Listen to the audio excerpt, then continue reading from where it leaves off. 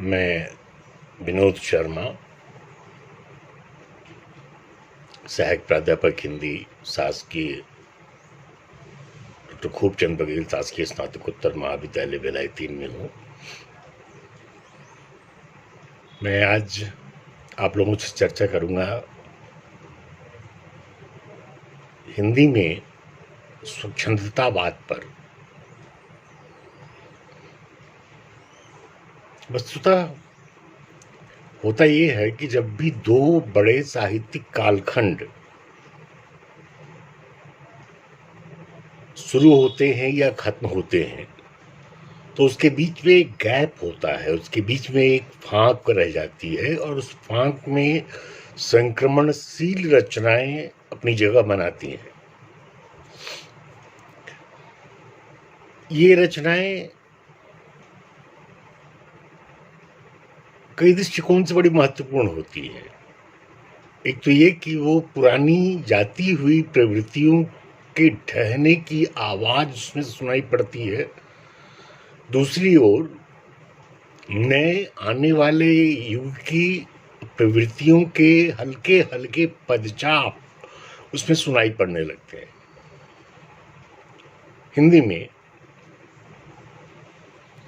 द्वितीयुगीय तीव्रतात्मकता के खत्म होने और बहुत महत्वपूर्ण कालखंड छायावाद के शुरू होने के बीच जो एक संक्रमण का दौर है,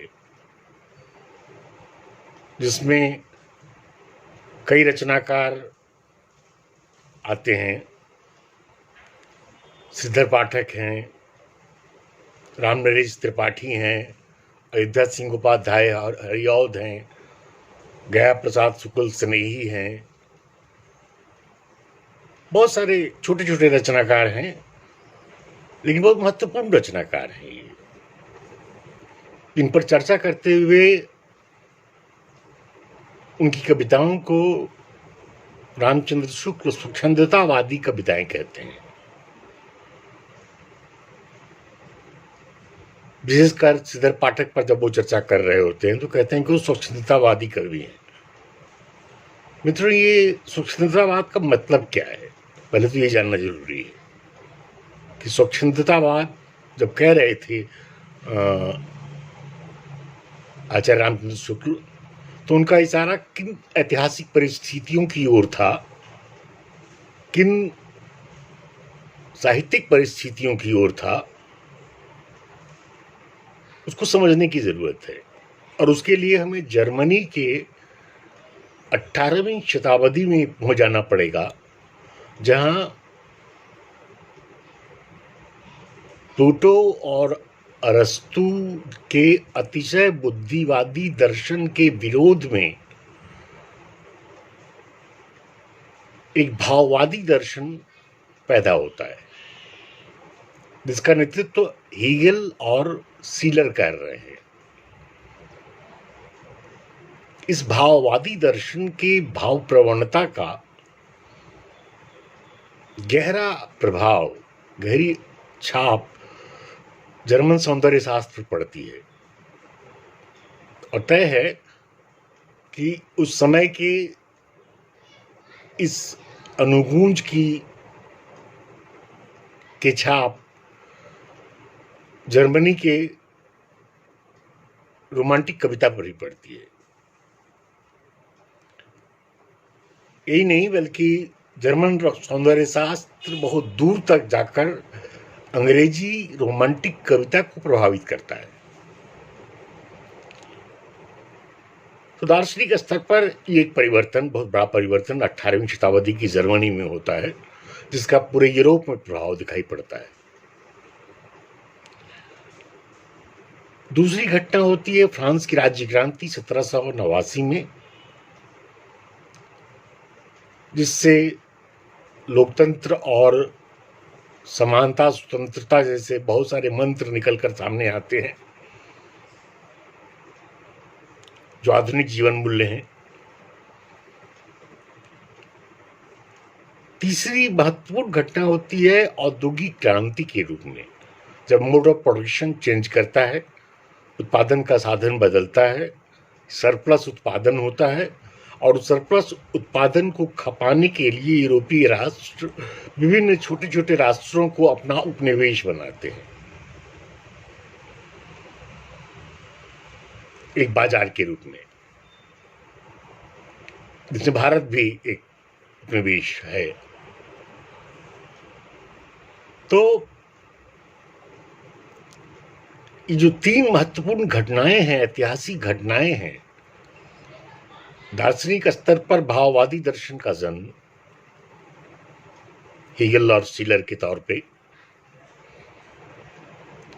फ्रांस की राज्य क्रांति और यूरोप में बड़े पैमाने पर हुई औद्योगिक क्रांति, इनके गर्भ से एक नई कुलबुलाती हुई साहित्यिक प्रवृत्ति पैदा होने लगती है,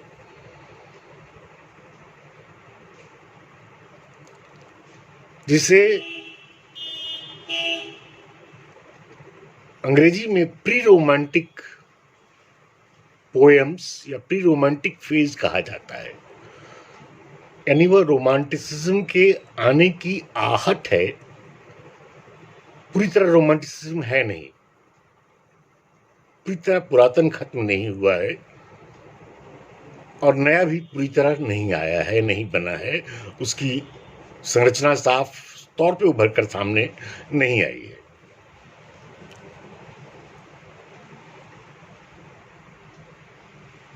तो आखिर इस वृत्ति की विशेषताएं क्या है? पहले तो विद्रोह इसकी मौलिक शर्त है, पुरातन को तोड़ने की कोशिश और नए को गढ़ने का प्रयास, भाव प्रवणता, भावुकता, इस हद तक कि जब रोमांटिसिज्म में वो पहुंचता है तो वर्ड्सवर्थ जो रोमांटिक कवि हैं अंग्रेजी के, वो यहाँ तक का बैठते हैं कि poetry is nothing but spontaneous overflow of powerful feelings. हमारे भाव अभिगम का उच्छ्वास है, सहज उच्छ्वास है कविता।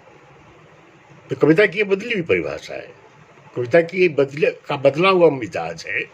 जो बुद्धिवादी कविता है, जो इतिवृत्तात्मक कविता है, वो कविता भावों और आवेगों के बंधन में बन जाता है।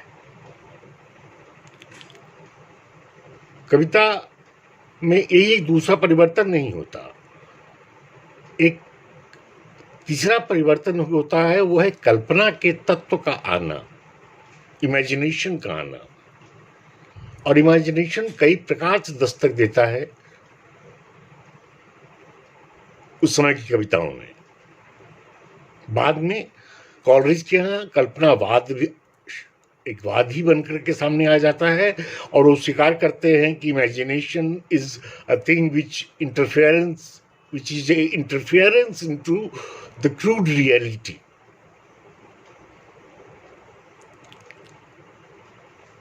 ठोस यथार्थ में एक हस्तक्षेप है कल्पना। उस कल्पना के माध्यम से प्रकृति भी उसी कल्पना के माध्यम से आती है और फिर आत्म स्वातंत्र की भावना, व्यक्ति स्वातंत्र की भावना, ये व्यक्ति पैदा ही होता है आधुनिक काल में। व्यक्ति का मतलब जो अपने आप को व्यक्त कर सके वो व्यक्ति है, जो अपने बीइंग से प्रभावित होता है, परिभाषित होता है, बिलोंगिंग से नहीं। Man is not identified by his belongings but he is identified by his being. अपने होने से परिचित, अपने होने से वो परिभाषित होता है, वो किन चीजों को बिलोंग करता है, ये बीती हुई बात हो जाती है। तो ये एक बड़ा परिवर्तन है, बीइंग से, अपने होने से, आत्माभिव्यंजना, व्यक्ति स्वातंत्र की अवधारणा ये आ जाती है नई प्रवृत्ति के तौर पे।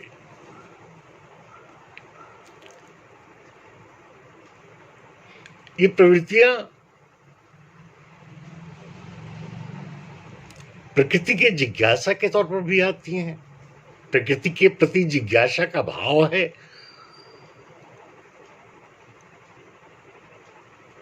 तो अगर इस दृष्टिकोण से हम देखें तो जब जब जहां जहां ऐसी ऐतिहासिक स्थितियों का निर्माण होता है, उनके गर्भ से प्री रोमांटिक कविता या सुचिंतावादी कविता पैदा होती है, और बाद में जो जाकर जिसका पर्यवसान रोमांटिसिज्म के तौर पे होता है, रोमांटिक कविता के तौर पे होता है। लेकिन ये किसी के देखा देखी नहीं होता। जब भी इतिहास की जमीन पकती है इन प्रवृत्तियों से, तो उसके गर्भ से ये कविताएं पैदा होती हैं, ये आंदोलन पैदा होता है। जर्मनी में ये 18वीं शताब्दी में पैदा हो गया, इंग्लैंड में भी 1798 में रोमांटिसिज्म आ गया। भारत में देखें तो भारत में और यूरोप के देशों में एक अंतर है। अंतर ये है कि भारत एक औपनिवेशिक देश है। भारत और तीसरी दुनिया के जितने देश हैं, इनको उपनिवेश बनाया गया। ये उपनिवेश बन के सामने आए शोषित राष्ट्र हैं, जबकि यूरोप के राष्ट्र शोषक राष्ट्र हैं। वे उपनिवेशवादी राष्ट्र हैं जो उपनिवेश बनाने का काम करते हैं। तो तय है कि औपनिवेशिक क्षेत्रों में जहां ये प्रवृत्तियां आती हैं, उनके साथ एक और प्रवृत्ति आती है जो यूरोप के रोमांटिसिज्म में या प्री रोमांटिक कविता में या स्वच्छंदतावाद में हमको दिखाई नहीं पड़ती। वो है राजनीतिक स्वतंत्रता का प्रश्न, जो इन उपनिवेशों के सामने मंडरा रहा था। तो उसके साथ साथ राष्ट्र प्रेम, राष्ट्र व्याकुलता, यह भी उभर कर सामने आती हैं। और स्वच्छतावादी कविताओं में बड़े साफ तौर पे इसको देखा जा सकता है श्रीधर पाठक के यहाँ, नरेश त्रिपाठी के यहाँ।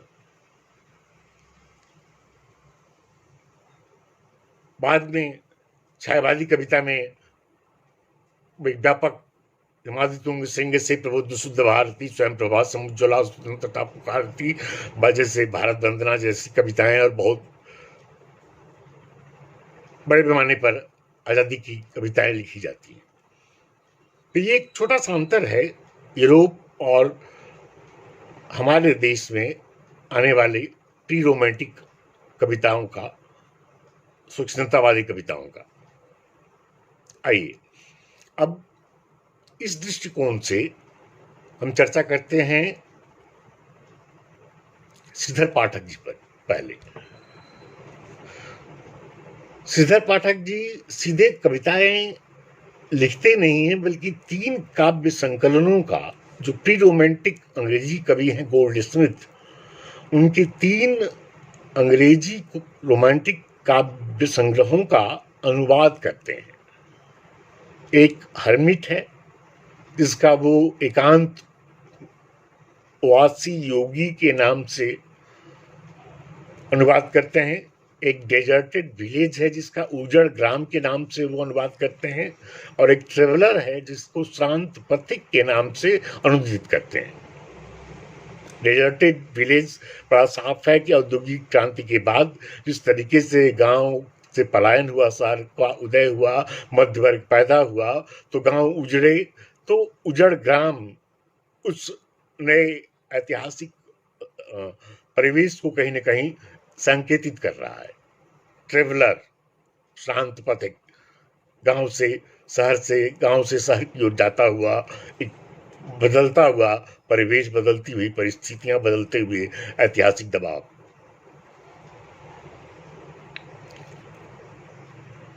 लेकिन अब प्रश्न ये उठता है कि उन्होंने इन्हीं तीनों काव्य संकलनों का चयन क्यों किया। तो इसके पीछे कहीं ना कहीं कुछ ऐतिहासिक दबाव काम कर रहा होगा, कोई मंतव्य होगा, कोई स्ट्रक्चर ऑफ फीलिंग होगी जिसको Raymond Williams structure of feeling कहते हैं। अनुभूति कोई ऐसी संरचना होगी जिस कारण कोई तीनों रचनाएं भाती हैं और उन तीनों रचनाओं को समय के उस बिंदु पर हिंदुस्तान में लाकर खड़ा करते हैं, हिंदी में लाकर खड़ा करते हैं। जैसे कहना चाहते हूं कि अब ऐसी ही रचनाएं हिंदी भी मांग कर रही हैं, हिंदी में भी ऐसी ही रचनाएं आनी चाहिए, स्वच्छंदतावादी रचनाएं, प्री रोमांटिक कविताएं हैं ये। तो साथ साथ दूसरे खंड में श्री श्रीधर पाठक ग्रंथावली के दूसरे खंड में उनकी अपनी रचना भी है। दो कृतियां हैं, मनोविनोद और भारत गीत, जिसमें श्रृंगार की अपेक्षा समाज सुधार पर बहुत बल है। आर्य समाज का प्रभाव साफ तौर पे देखा जा सकता है, जिसमें वो कहते हैं, मनु जी तुमने यह क्या किया, किसी को पाव, किसी को पूरा, किसी को आधा दिया। मनुवादी संस्था पर वो सीधा सीधे वार करते हैं। यही नहीं बल्कि बंदनीय वह देश जहां देसी निज अभिमानी हैं, बांधवता में बंधे परस्पर परता के अज्ञानी हैं। निंदनीय वह देश जहां के देश निज अज्ञानी हों, सब पर परतंत्र पराई प्रभुता के अभिमानी हों। इस तरह की पंक्तियां भी वो लिखते हैं। तो ये उनके यहाँ इतनी ही नहीं है, बल्कि आत्माभिव्यंजना के तौर पर श्रीधर पाठक स्वजीवनी लिखना चाहते हैं।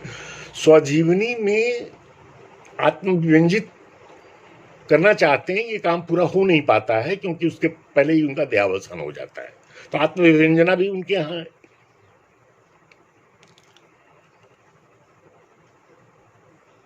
अब देखिए, समय जब पकता है तब ऐसी प्रवृत्तियां पैदा होती है। मैंने ऐसा पहले कहा। इसका एक साफ उदाहरण ये है, बंगाल में उपनिवेशवाद पहले शुरू होता है।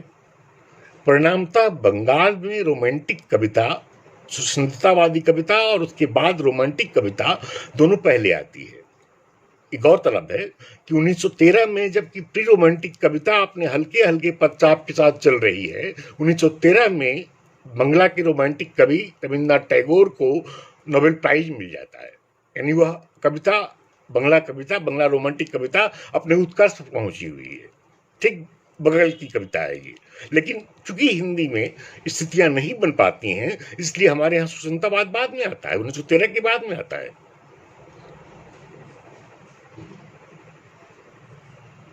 तो श्रीधर पाठक के यहाँ एक अन्य वृत्ति भी दिखाई पड़ती है, गद्यात्मक काव्य विन्यास की प्रवृत्ति भी दिखाई वहां पड़ती है।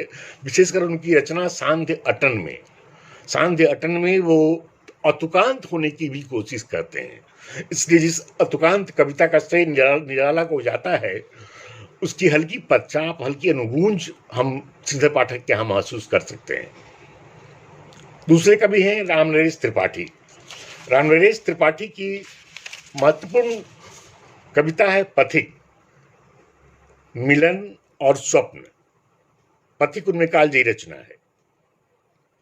वो भी इन्हीं सारी प्रवृत्तियों की ओर इशारा करते हैं। जैसे उनकी कविता बड़ी साफ तौर पे लगती है, जैसे छायावादी कविता है। प्रतिक्षण नूतन वेश बनाकर रंग बिरंग निराला, रवि के सम्मुख थिरक रही है नभ में वारिद माला। नीचे नील समुद्र मनोहर, ऊपर नील गगन है, घन पर बैठ बीच में विचरूं यही चाहता मन है।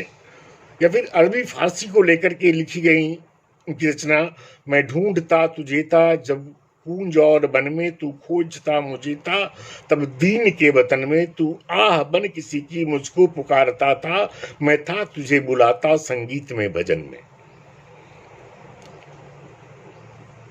तो अरबी फारसी के शब्द भी आने शुरू हो जाते हैं, जो छायावाद में बाद की कविताओं में या छायावाद उत्तर कविताओं में बहुत प्रयोग किए जाते हैं।